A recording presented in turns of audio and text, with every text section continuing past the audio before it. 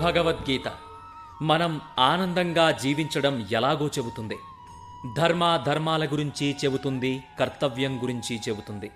సుఖం, శాంతి, త్యాగం, యోగం అంటే ఏంటో చెబుతుంది.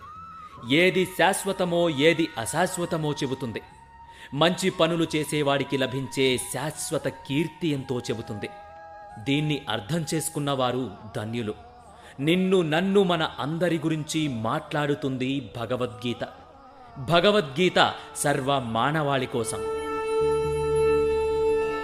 అథ ప్రథమోऽధ్యాయః అర్జున విషాదయోగో నామ అయనేషు చ సర్వేషు యథా భాగమవస్థితాః.